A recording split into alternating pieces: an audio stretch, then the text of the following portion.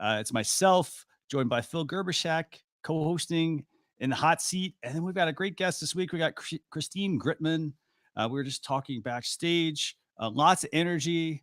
I actually got her name from another guest. I think it was actually Chelsea Pites last week, who we had on the show. But we've got Christine. So I'm going to pop on, say a quick hello, and then we're going to get on with the show. So, hey guys, how you doing? Got a great show. Lots and lots and lots of topics to talk to you about this week in social media news. As you know, social media is always changing. There's always something new going on. And we like to help you keep up with this, and what we do basically is, we talk about what's new, but also how it is applicable to you as a business owner. Because here's the thing, if you're just using it for personal use, I'm glad you are. But, again, most people are doing this, incorporating social media into their business, and they need to learn how to implement these, topics, these updates into what they're currently doing or adjust what they're currently doing, for example. So I'm excited. I'm going to go ahead and bring on Phil, and then we're going to kick things off. How you doing, Phil? Hey, Christian. What's up, buddy? How are you? It's great to see you. Doing great. Fantastic. Great to see you as well. So can you tell viewers about this week's guest while we fix a couple of things here? Absolutely. So if you haven't met Christine Gritmon, she's just a bundle of energy and smartness. She simplifies social media for small businesses. She's the host of LinkedIn Local Westchester. She's a live streamer, and she says she's a micro business mega fan, which I love. She's spoken at Inbound, Atomicon, and coming up, Social Media Week Lima and Social Media Day Houston. So she's going to have a busy June, and she's going to rock her socks off today with some great insights about all that's happening in social. So hi, everyone. There she is. What's up, Christine? My energy level, apparently. Woo, coffee. Yeah. Very cool. So, Phil, I got to fix a couple of things here behind the scenes, but yeah, just feel free to run with things. Yeah, right. For sure. Yeah. Well, Christine, so hit first of all, hit you. So yeah, hey, so we're stoked that you're here. So I gave you a little intro. So, what kind of coffee do you drink? How do you drink your coffee? I drink it black, and that was a process to get there. It started with drinking better coffee, but now I can drink even crappy coffee black. Yeah. I'm a Phil's Coffee fan, of course. My name is Phil, right? So that makes sense. So do you have a favorite coffee that you love? My favorite coffee shop in town, Boxer Donut, uses Stumptown coffee. Very good. Yeah, so that's good stuff, and that's what got me. I weaned myself off of milk and sugar on that, and then we also have a great coffee roaster right here in the Hudson Valley. Coffee Labs Roasters in Tarrytown, and a place in town, Pie Lady has that. So it's good stuff. Nice. Yeah. Nice. That's very good. So yep, I like my black coffee too. I have my Phil's coffee mug here. Nice. But that one is dirty, so I've got just my Contigo today. I don't know Phil's Coffee. I gotta check that out. Oh, PHILZ, Phil's Coffee is the bomb diggity. They're on Facebook's campus even, so they're really good. Fancy. Not sponsoring the show yet, but we should make that happen. Hey, Make it happen. We should, yes. By the way, you get any royalties on that, Phil? I wish I did, right? I don't, but I do give away Phil's Coffee for gifts and stuff because they are the best coffee, and it's my name. So what the heck? You should do some affiliate marketing. You should be an influencer. Affiliate, right? So there you go. Affiliate. I love it. That's enough puns on the name. Thinking like a marketer. That's never it. Puns. That's true too. That's true. So I want to thank everybody who's watching, by the way. We're broadcasting now on our Facebook page, facebook.com/social chefs. Also on my personal Facebook page, as well as our YouTube channels. All those are at Social Chefs, and also over on my personal YouTube channel as well. So I want to thank you all for tuning in. If you have any questions, feel free to leave those in the comments. We'll do our best to answer them. Obviously, I'm sitting here looking at the comments now going on right now. We've got Joanne. I want to thank Joanne for joining, and Barb, and Jessica Phillips, and Troy, and Gail, and who else is here? We got and Tim Son as well. So we got quite. We love them all. Mwah, mwah, mwah. Oh, I've been on Tim's show too, the Tim and Jim show. Yes. So we got. So thanks a lot, everybody, for joining. So Phil, where do you want to start? By the way. Well, let's start with something fairly easy, right? The podcast thing, I think, is the most interesting thing and probably the thing that we can talk the most about. And that is Google now is going to start indexing podcasts and return audio results in the search engines. So voice answers are going to be direct clips from audio content. At some point, Dr. Pete Myers at Mozcom, he's the guy here that showed this. I think this is fascinating. This plus the fact that they can pull point in time almost makes me wonder, like, why would anyone download a whole episode? Yep. It's really interesting, right? If I'm going to search and I want to hear exactly only what Christine Gritmon said about podcast inserts, then I can find it. So I don't know, Christine, is this good? Is this bad? Or is this just the way it is? I think well, I'm a little torn because on the one hand, I think it's good. To your point about why would they download the whole podcast, I think they totally would, because if you give someone a taste that is of high value to them, it doesn't sate them. It actually whets their appetite for more of that expertise, I think. They say you get by giving, and I really do think that that's actually going to be good. I think that's going to draw people's attention to these podcasts. The thing that I'm not confident about is, first of all, how are they picking these clips? Like, I'm not sure artificial intelligence is quite there yet. How do they even find these? I'm not entirely confident about how good the results are going to be just yet, which is surprising for Google. Normally, I have a lot of faith in Google, especially with search. Cool. But yeah, so I don't know. I think it's mixed. But in terms of your concern of why download the podcast, I think the opposite. I think it's going to help people establish that value. Interesting. I don't know. Christian, what do you think, bud? I like the idea of putting podcasts into Google search rankings. I think for me, the one thing that is probably going to be the bigger question for a lot of people, and this always comes up because when people went from websites to social media, and now like, hey, podcasts, even though they've been out for a long time, a lot of people have not tapped into them. A lot of people want to question, well, hey, why should I publish my content, for instance? Why should I, for instance, run a blog or a website? Why should I put my content out, go through all the work to put it on all these iTunes and Spotify and all these other places to only then have, for instance, Google, Google actually just bringing them up for people, for instance, not actually have people go to listen to all the other, all the other ones that are there. So I like the idea of this. I think it's going to bring up a lot of questions though for people. I also think this ties in great with possibly Google AMP as well. So that's basically I could see Google basically doing the same thing for, giving precedence for people who are running AMP, for instance, as well. So that's interesting, huh? AMP, that's interesting, right? I don't love the idea in general of I know this is already how it is, but I already am uncomfortable with the idea of Google search results being less organic and being more connected to things like that. So if they give preference to people who are on AMP, it's making me lose a little faith in Google results. You know what I mean? Oh, come on. You really think Google results aren't already gamed by 37? I know they're gamed already. I would just like them not to be further gamed. Well, I don't know if you saw, this is a little bit off topic, but talking about that, LinkedIn said that they've got 50 people that decide what's viral on LinkedIn. They've got a crew of editors, 50 people. Andy Foote reported that this week. And I got to tell you, stuff like that makes me like, so you mean all I have to do is be nice to 50 people? Did they give you their names? Do we know how they like their coffee? For sure. Yeah, I should have tagged you in the post. For sure. You should check it out. It's ridiculous, right? Their LinkedIn editors is their Twitter handle. And it's like, if you play nice with them, now you get ranking. All right, now I know who's Asticus. I'm on it. That's it, right? So that's the interesting thing.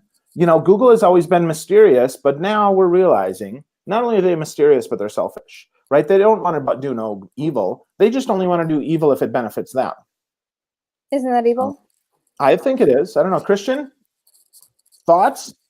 I think here's the thing. I mean, I think every platform wants to own something, and so, for example, if I'm Google, I want to come out with my own product because, hey, it's going to encourage people to build their site and optimize it for my search engine, for example. If I'm buying, for instance, a GoPro, I'm buying an iPhone, for instance, doesn't matter. All of them, they all have proprietary products. For GoPro, it's the little clip-on accessories, for example. So I don't see anything wrong with doing it like this. I think that, again, I mean, everybody wants their business to benefit. So, yeah, good call. But this is interesting. This is potentially big news. So be ready for this. Make sure that you speak clearly and whenever possible, get it transcribed so that you get the right stuff, not just the wrong stuff. Use our favorite tool, Otter.ai. They're not a sponsor of the show, but I love those guys. I mention them every chance I get. Christine, are you an Otter fan? I haven't used Otter. Oh, but my I goodness. will say transcription software always thinks my last name is Griffin. So I got to make sure I correct that. Yeah. Yeah. So Otter.ai, great tool. Yeah. Check it out if you haven't. Well, So, definitely, cool. definitely. And by the way, to Phil's point also about speaking clearly, for example, if you're going to use, let's just talk equipment real quick here. If you're going to, try to record any sort of audio, you could use the built-in mic on your smartphone, but a lot of times, it's very scratchy. The same thing it happens with your laptop. So I'd recommend investing in an external microphone. Don't get the $20 ones. You'll hear a lot of people say, hey, I record my stuff with a $20 mic. Honestly, those people do not record it with a $20 mic. They have a mixer. They have, they have a high-end microphone that they're using. So, there is an investment in there, but you do get the payoff in terms of the audio. So keep that in mind. And they could also, by the way, Phil, I guess they could check out the tool we talked about last week as well, Blogcast. So, absolutely. Yeah. That's the interesting thing, right? We're going to see more and more tools making this more and more there, right? More and more available so that it works with the new stuff. So perhaps that Blogcast, right? Maybe they're already ahead of our game. Maybe they're already thinking ahead. Maybe they're in some private beta, or maybe not. I don't know. But it's pretty cool. Pretty cool opportunity here. So we'll see what happens. Definitely. So where do we want to go? We've got the Google podcast. Well, let's move to Twitter, right? Let's move to Twitter. Twitter's now offering retweet GIFs and emojis and other stuff to make a retweet more interesting. So it doesn't just they look didn't flat. have it already. It is so Right. weird they didn't have it already. I'm always replying with GIFs, and it drives me insane that I can't do a retweet, especially when I guest on a Twitter chat. When I'm the guest on a Twitter chat, of course I'm retweeting stuff, but I can't include a GIF, and it makes it sad. It's like I don't know. I'm not a big text only person. Right. Well, you got personality, right? That's the thing that we all want. You got to inject your personality. And I think this allows that. Now, with apologies to Ann Wynn, who hates GIFs on LinkedIn, I think this is a good move, right? LinkedIn is different from Twitter. No, so it's different. It's the same. We'll talk about that another day, right? No, it's not. I'm just kidding. I don't believe that either. But, right. So, but we think about this, and we think about this as an opportunity, again, to inject more personality. When you're on a Twitter chat, I believe you should retweet the original, add your stuff, and then add some flavor. So I'm all about that. I think that's much needed. And to your point, I thought they had it, and they didn't. So it's good that it's here. Good. Christian, what are you going to do with this? Aware that they didn't. So here's the thing. Like I've never really used the original Twitter app. I've always been using, like Tweetbot, and apps like that for my tweets. So this isn't terribly like big news to me, but if you're someone that uses the native Twitter app, I think that it's definitely something you want to, to start to incorporate. I kind of, as Christine mentioned, I'm surprised that they didn't do this before now, because everyone else supports GIFs and whatnot in, messages and whatnot. They support what now? Do what? I was just making fun of GIFs. Yeah, because they are giraffics. They are giraffics, and the person who invented them actually called them GIFs, but the internet has overruled him. Yeah, he's an idiot. It's okay. So. He was a choosy mom. He was. Yep. I prefer Skippy. Actually, Home Plate peanut butter is my peanut butter of choice. Have you had Home Plate? Home Plate peanut butter is the bomb.com. My buddy Clint Greenleaf owns it. It's awesome peanut butter. I do Smucker's Natural. Smucker's Natural. That's good. You should try some Home Plate. Chunky. Like a monkey. Like that monkey on the screen there. What is that? Is that a lemur? I'm not really sure what this is. Whatever it is, it's dead. Yeah, let's move on. Let's talk about Instagram, because that's kind of scaring me there. I'm tired of lemurs. Let's move on to the Instagram change this week that's going on. And there's a lot that changed this week, folks. So while Christian brings that up, I just want to share, hey, if you're missing any of this and you're like, holy crap, tough to keep up, I want to encourage you, go to socialchefs.com/daily. Get the daily email. Christian does a great job of curating some good stuff, just one or two things every single day that can make your business better. That's at socialchefs.com/daily. you can get connected with Christine, with me, with Christian, and you can get smarter for your business. So check it out. Bang! There it is. So, right? So moving on to Instagram. Instagram might. Now, it's always so weird, right? I love that we're ahead of the curve and always worry that we're going to talk about something that never comes to fruition. But it's important to share this, right? So Instagram might get a new join chat sticker, which would make sense to me because, of course, they're moving to stories more and more. So, of course, let's have a little chat, woohoo, because then we can retarget you. Then we can talk to you more. So, Christine, are you going to chat it up in your stories or what? Well, it's interesting. On the one hand, I was like, I don't know, because I feel like, I don't know. My first inclination was I was like, well, I consider when I hear the word chat, I think of like an immediate back and forth. And what's actually probably doing is just adding you to DMs with other people. So it's like a group DM. So that makes a little more sense. Once I figured that out, I was like, okay. A lot of people, the thing that bugs them about stories is that comments aren't public. They can't share things. It's kind of a not solitary, but a one-on-one experience. And that's one of the benefits of stories. But at the same time, I kind of like that they conceded a little bit to their audience here and said, you know what, even though we're pushing that as a plus, people don't necessarily want that. People might want to have it be a communal experience. And of course, Instagram is owned by Facebook, and Facebook is all about community right now.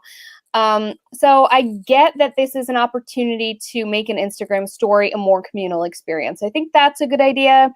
I just kind of wonder how it's going to work. Yeah. Group chat. Boy, that's interesting, right? So I commented on your picture, and now suddenly I'm talking to 37 other people. And exactly. I really just wanted to talk to you. I don't know. I'm stuck with the bot trying to sell me sneakers on my story about my kids. Yeah, there you go. They only sell me t-shirts, so no sneakers for me. So what about you, Christian? What are you thinking? Here's the thing. One thing that, I'm sitting here reading through this, and it's like, hey, you know what? It's going to make it easier for users to interact with their followers. And I think for me, the problem that we have here, and you guys probably already experienced this a lot with social, is that, people have this one-track mind that it's a one-way street and they just want people to buy. The interaction is not there for most people. They don't care about the interaction in a way, So I'm glad they're trying to, we know that they're going to implement this at some point, but I don't like the fact that, customers are still thinking, or customers are not thinking like, hey, I want to buy something all the time. And the business is just push more stuff on the customer. And, they aren't listening to the customer. So I like the idea of this, but we got to get that interaction going on, between customers. Yeah, it's about changing the mindset. And they changed the features in order to guide the mindset, I think. Yeah, they force the mindset shift, and if you don't play, you don't get paid. I mean, it's pretty simple, right? I mean, they want us to do stories. Well, they better make it easier for us to interact and not just sell in a story, because that is not good. So now this is an opportunity. This is an interesting opportunity that we're going to see for people to hopefully interact, hopefully get some more feedback, and hopefully do less bye-bye baby. Mm-hmm. Yeah. I hear from too many people, and we are all in very close circles. A lot of people, they're always saying the same thing. It's like, hey, I go on Instagram, and the first interaction I have with somebody is they're just trying to sell me something. And interesting. I don't usually feel that with Instagram. I get that with LinkedIn, and it's horrific. But Instagram, I feel like I get to scroll through a lot of pretty things for a while before someone tries to sell me something. I don't know. That's interesting. So it's definitely, I think this is a good move, definitely for Instagram. But I think overall, again, like you guys just said, I mean, you have to get the mindset shifted here. Yeah. For people. So yeah, cool. Well, we're talking about shoppability here. So Christian, let's move on to Google testing a new type of shoppable ad, which is one more way that the Google monster is keeping us right there. Just buy this stuff right away, because I think in this case, the intent is clear. If I'm shopping for an orange backpack, right, I want to buy that orange backpack if I really like it. So for me, this is different. I don't want interaction. I don't want to talk to a salesperson. That's why I'm going to Google.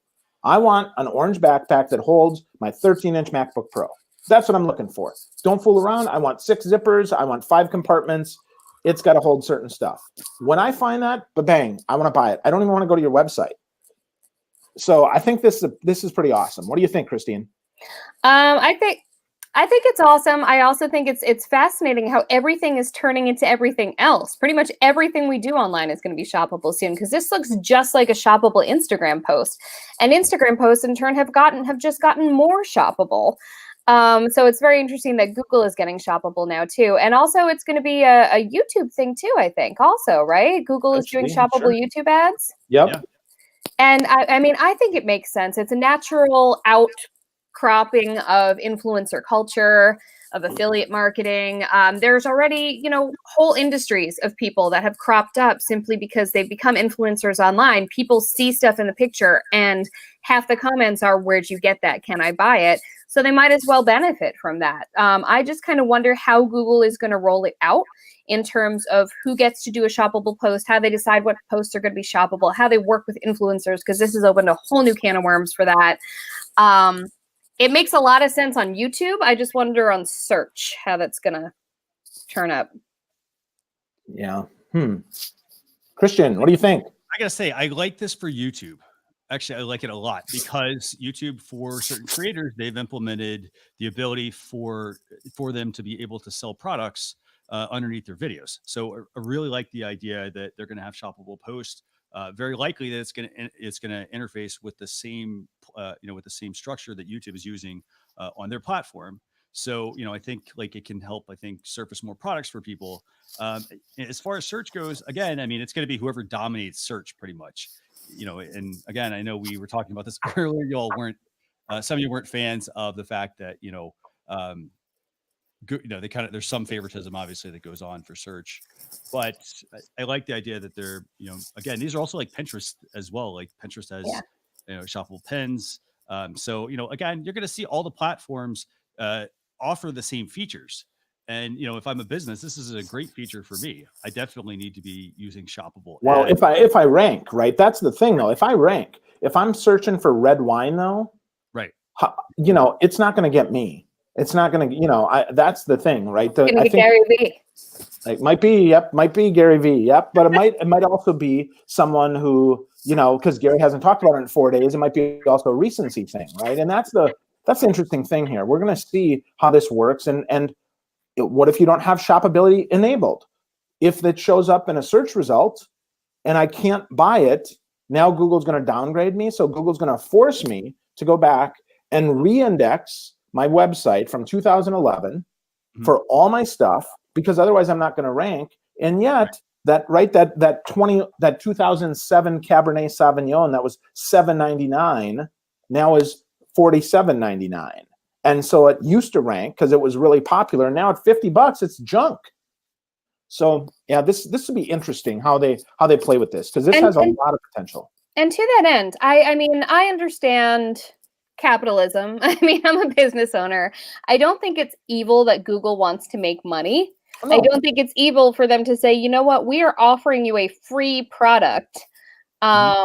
A free opportunity here, and we would like to make some money off of the people who are benefiting from it. I get that. The thing that's a little evil is that they've gotten us so used to search being a little more organic, and now they're changing the game. So again, I don't begrudge them wanting to monetize their powerful tool that is helping everyone's lives. I begrudge the bait and switch. Yep, totally agree. And I worry again about the small business who is not going to rank in search because they have that one thing, and unless somebody searches exactly for them, they're not going to get found. Mm-hmm. So the other thing also, by the way, with this, and by the way, Christine, I think some people are getting like feedback. I don't know if you have an extra browser tab open with audio. Saying you're getting some feedback. But could be me. Noticing, also with this article is, basically Google is trying to also get into getting more people to purchase from Google Express. So remember, Google is competing. They're competing with Amazon. They're competing with Apple. Who else do we have here? They're probably competing with Walmart as well. So, they also have their Google Express product. So, this is going to give you some YouTube ad options, but also it's going to bring products in from the Google Express catalog. So that's something to also keep in mind. Like if you have your products listed on your website, you have to kind of think, where do you want to put your products? Like if you're selling physical products, and again, this is mainly going to be geared towards people who sell physical products. You're going to want to make sure you have your products listed on the most popular sites. For example, Google Express, Amazon, Walmart, and so on. So somebody got some construction going on, I think. Yes, my next door neighbor is apparently having some work done right now. Because why not? Yeah. So I don't know. Overall, I think this is a good move by Google. Again, you guys mentioned they have to generate revenue. Again, they're a publicly traded company. But the other thing we also have to keep in mind, they're also competing heavily against Facebook, and Facebook and Instagram. And they're driving a lot of revenue from their search ads, but they still have to continue that revenue. It's going to be hard to obviously do as more and more companies get into doing the same exact thing they've been dominating for years. So I like the fact that they're moving into this space with these shoppable ads. I'd love to hear more, case studies on how successful these are. Yeah, definitely. Yeah, and the Google Express thing, I think that actually, I totally went over that, but Google Express basically turns Google into Amazon, right? Which is fascinating, right? It turns Google really into a shopping platform, much like Amazon. And of course, they can't have one click because that's patented by Amazon. So they'll get 2 clicks, which is okay. So it's curious to see how slick is this, right? How friction free is this? Because if I want to buy something, again, I think what Google's worried about is we drive people to Amazon because Amazon buys ads on everything. Amazon owns search engine results because, of course, their website's the most trusted on the internet, probably. So if that happens, now perhaps Google has an opportunity to capture them there. And instead of just getting 20 cents off that affiliate link, like they probably do, now they can keep them there, use Google Express, and they can mark it up instead of Amazon, which gives them another revenue stream. Again, I don't slag on them for that. I just think it's interesting. Yeah. I've noticed actually Google Express, I hadn't been that conscious of Google Express. And lately I notice half my results when I'm looking to buy something are Google Express. Yep. It's interesting. I get ads every day for Google Express, which is interesting. So we'll see. We'll see what happens there. Could be a big deal. Could be much ado about nothing. So and we'll again, see. I think the YouTube element is going to be the most interesting part here. If you do it, well, but you got to do a video then for your sofa. I mean, how interesting is that, right? I don't know. So I guess it depends, right? We'll see. But I agree, though. It could be really interesting. So getting excited. Here we go, right? Here we go. And again, though, the key thing about this is you have to just keep in mind, if you're trying to sell product, you have to be where your customers are at. And for example, if that starts with Google, then, this is a perfect place. So just keep that in mind, maybe looking to get your products on Google Express if you are not there right now. So I think it's a big move by Google, but I think it's a really good move for a business. So Phil, where do we want to go now? I think we had a couple of Facebook topics maybe. So let's move to Facebook's topic on Facebook and Instagram appointment booking. Really interesting for the coaches and for the salons and those who sell kind of time, right? Those who sell time. This is super interesting. The fact that now people can book right from Instagram and Facebook is really slick. LinkedIn's had this actually for a while, which is fascinating. Now directly through Instagram and Facebook totally makes sense. Totally makes sense if it's asked for. If it's pushed on you, it feels creepy. Like, hey, Christine, you want to go out Saturday night? And you're like, whoa, dude, who are you? Right? So that's kind of creepy. But if it's you need a haircut. Oh, sorry. I'm working on that. So, right. Yeah. But that's the thing. That's the thing. If that's the case, then, okay, this is kind of cool. This is an opportunity now to book appointments directly through a conversation, again, maybe to chat, right? If we have a chat now, boop, here, how about Thursday at 3? Yay, let's do this. So I don't know, Christine, do you coaching as well? I mean, is this something you offer? Well, the interesting thing is they have been able to do this for a while. It's just been through third-party apps. Like years ago, if you were connected to OpenTable or something, you have been able to have that button at the top of your profile there be make a reservation. But you just needed to have it connected to another app. I know Booker is a popular app that's been there for a while, and I feel like that one maybe didn't integrate with Facebook. But I'm interested to see how Facebook's feature works now, because clearly they've changed something. I haven't dug into it that far, but clearly if they're making this big announcement, calling it new when it's actually existed in a form for a while, they're doing something new with it, right? So I imagine that maybe they're broadening the things that they partner with. Maybe they're having their own system in there. I would love to hook it up to my Calendly, for example. I think that would be great for me, for people to book different types of appointments. But yeah, they have had this feature to some degree for a while. So whenever they announce something as new that I know they've had, I kind of wonder what big innovations they're making to it to make it more user-friendly for a broader audience. And again, I meant to play with this a bit more in advance, but I think it's great. I heard that they're rolling it out only to select businesses, though. That's how they always do it, right? They always roll it out slow. I mean, they always kind of make us excited about this stuff, and then not everybody gets it.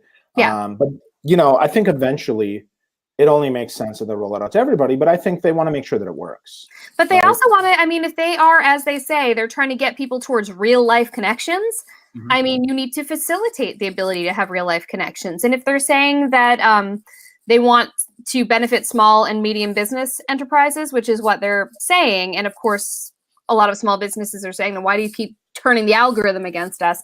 But tools like this are another way to get those people back on their side, which is very smart because those are the people who pay to advertise.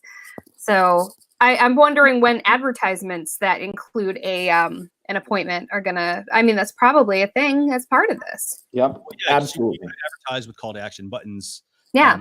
So I mean, again, like you said, this has already existed for the longest time. You know, you could use short stack, lead pages. You could use, what was it, Booker? I think you said there are quite a few booking tools that were available. They tie into your Facebook page. Yeah, Acuity, but a lot of them didn't partner with Facebook. Yeah, exactly. And I know Calendly didn't. The problem with the way those tools were implemented, and this has been the bigger problem for Facebook for the longest time, especially for pages, is that those typical landing pages did not work on mobile, or at least they weren't visible to people on mobile. They worked, but you had to have published the link to the item instead of, hey, someone can easily tap on a book now button and go and book an appointment. So I think this is a good move by Facebook. Again, very good move because it's going to have Messenger integration. Obviously, it's also going to probably tie into Facebook's shopping piece as well on Facebook pages, as well as the ability to also tie into your product catalog, possibly upsell. You know, I'm thinking of all sorts of things here that are available.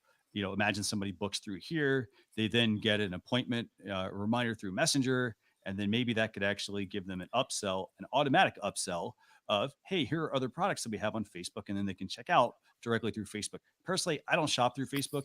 I don't, I've tried hooking in some stores before, but I don't shop through Facebook. It uses a Stripe. Do you shop through Instagram?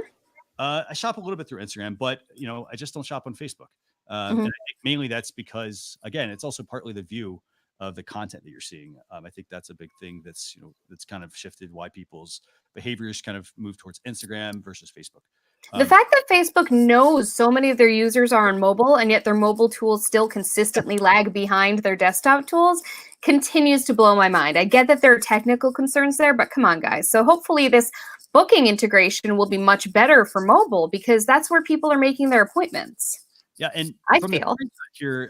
So this is animated GIF here. So this is actually on mobile. So to me, I think that this might be their, like maybe they're finally saying, hey, we need to get around to fixing this mobile, making it more user friendly for people. So, are you getting a lace front wig? Is that what's happening here? What was that? Are you getting a lace front wig? Is that what's happening here? How did you know? That was actually a surprise for the end of the show. We've got a discount code for everybody. Interesting. You have to sign up at the website at socialchef.com/Christian's getting a wig. Nice. That's the URL. So check that out, folks. I recommend red. Red? Okay, good. Christian, make a note of that.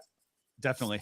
Will do. So as far as from a business perspective here, I think that, if a business wants to learn more about this, I definitely would make sure that, dig around in your Facebook settings. Sometimes Facebook will roll these features out to you. They don't roll everything out to everyone at once. Nope. So you might actually be fortunate to get them on some of your pages. Start with that.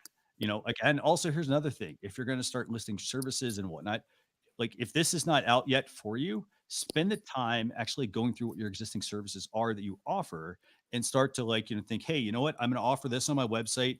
Do I need to offer everything on my Facebook page if that becomes available to me? Maybe start small with a small subset of products, and kind of see how it works. I have it. I'm in another tab right now and I have it. Awesome. It's exciting. So I actually think you might be able to share your screen with us actually. Oh, okay. Then I'll back out of it and show people. All right. I'm going to back out of it and go to share my screen. Share screen. Oh, I need the Chrome extension. Meh, meh, meh. Of course I do. Wait a second here. To the prior conversation about Google being evil. Okay.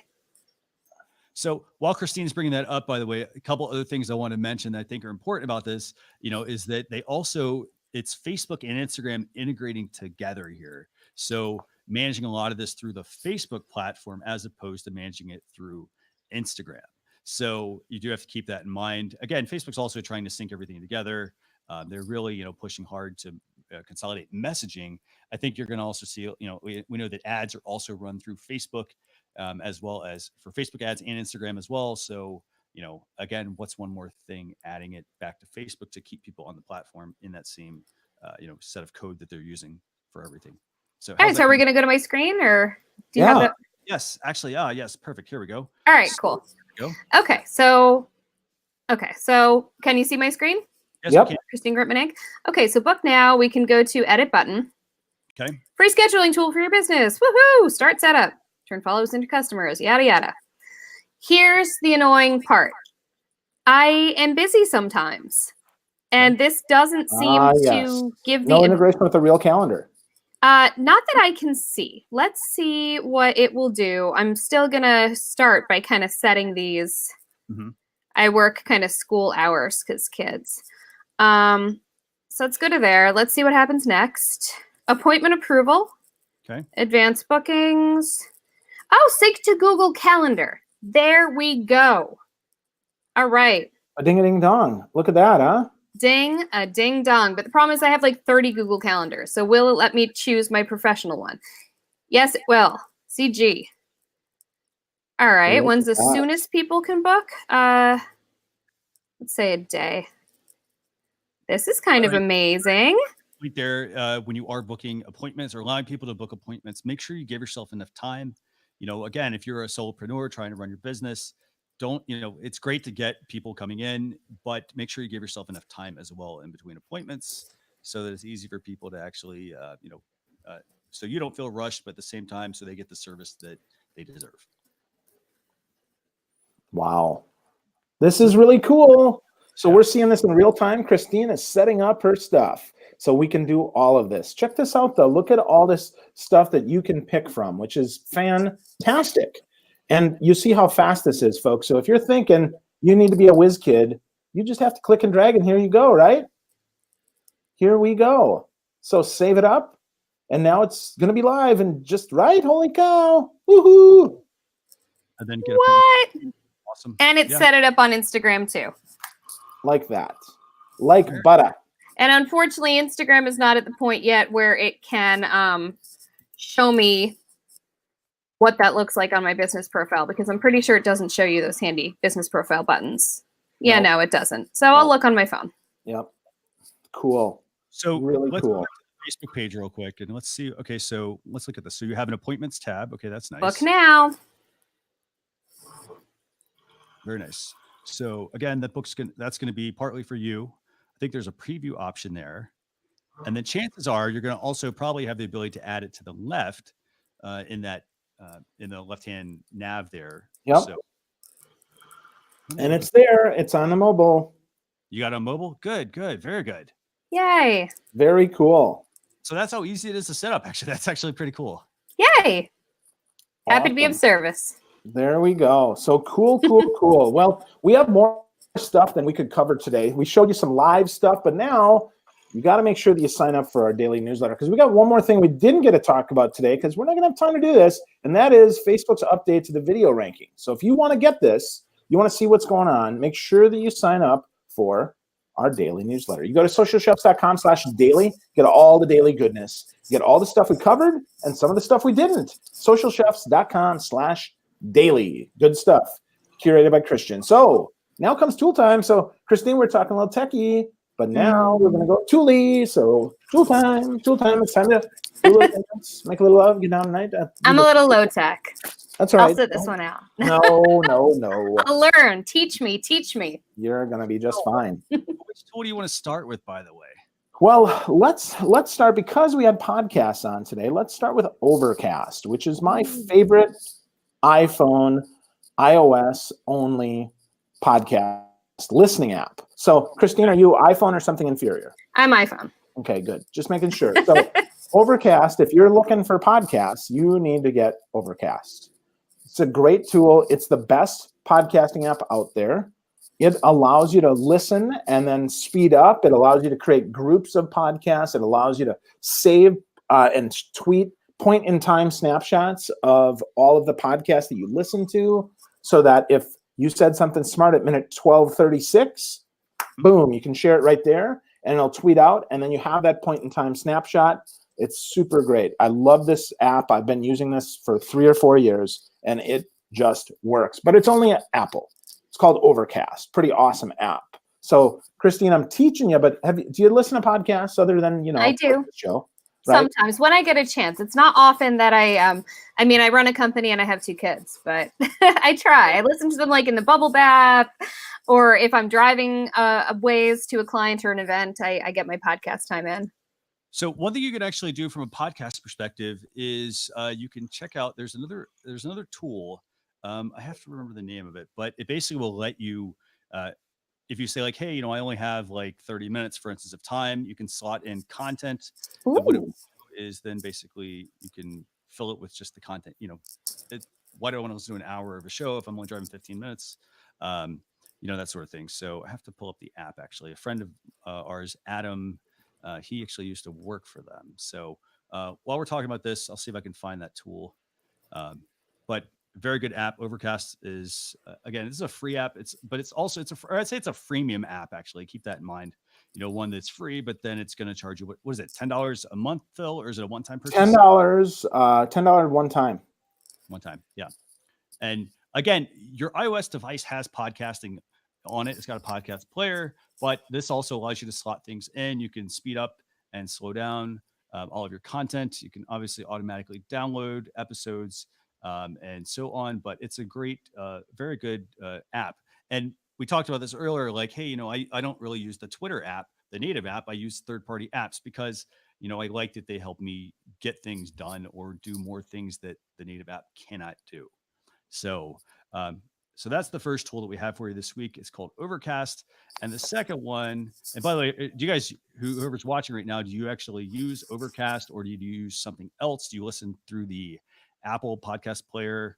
That's me. Spotify, for example. That's cool. So just let us know in the comments.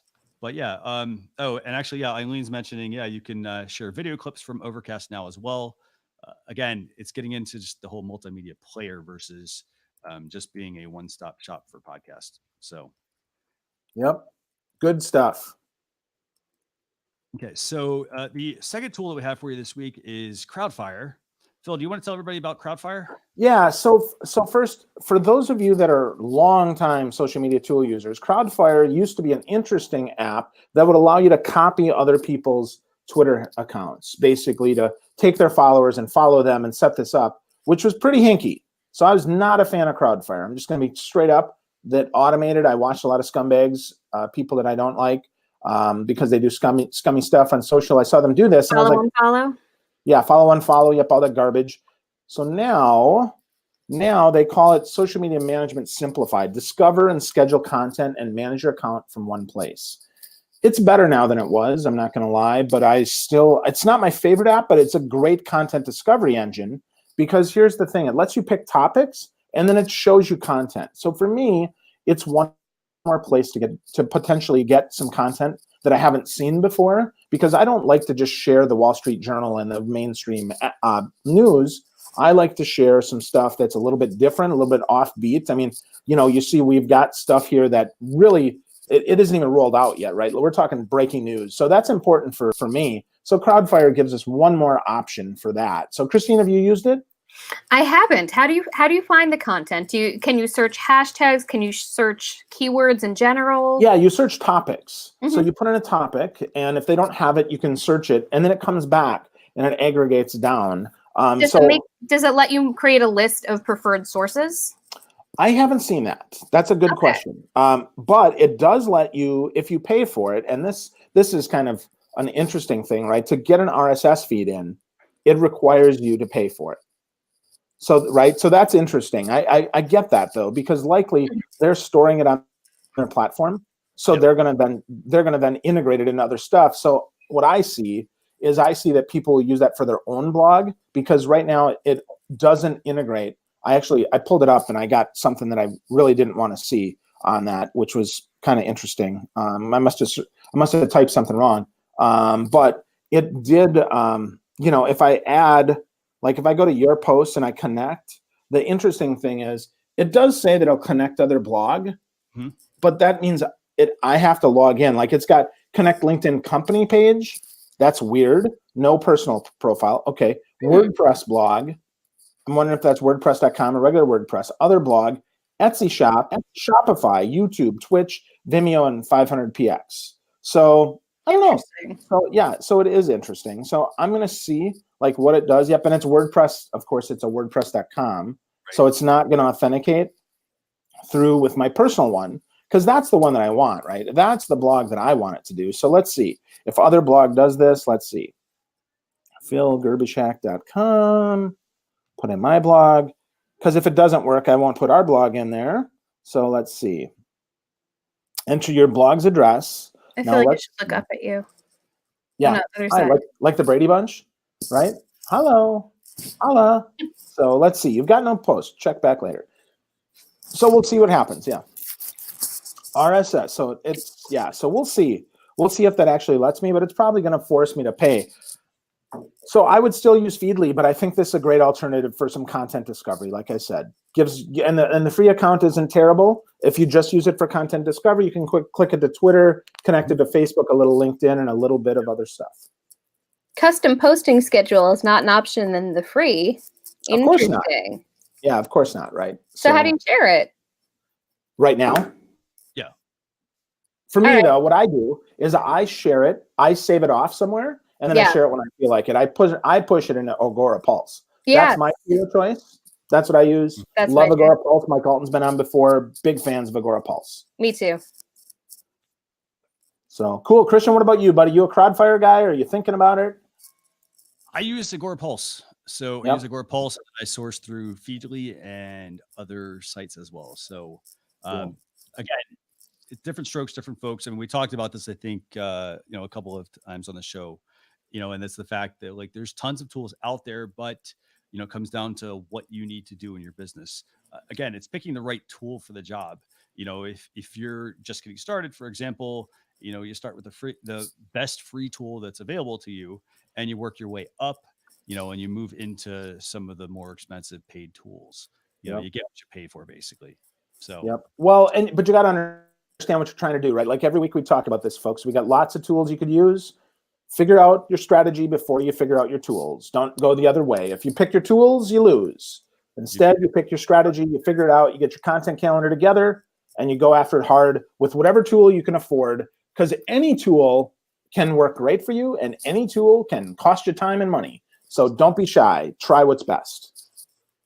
So that does it for this week's show, by the way. So thanks a lot for joining, everyone. Christine, if people want to get in touch with you, what's the best way? I'm so easy to find, you guys. First of all, I'm the only person with my name. So Christine Gritmon, right there. M-O-N, not M-A-N. My maiden name, there was someone else with the same name. So I'm glad that 10 years ago I upgraded here.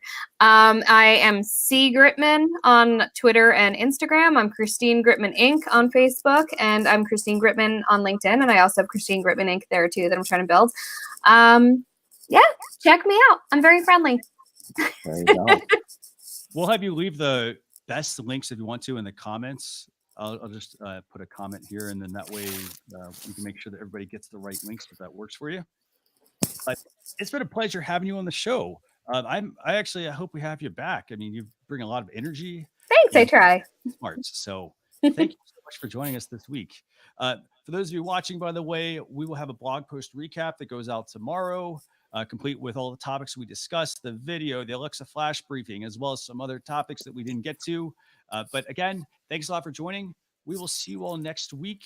We're going to have, I think, let's see, let me see what we've got. We've got Moshe Isaackian actually coming on next week, Phil. So he's going to be our guest next week. But Christine, it's been an absolute blast having you on. Thanks a lot to everybody who spent just a fraction of your morning, very likely, with us.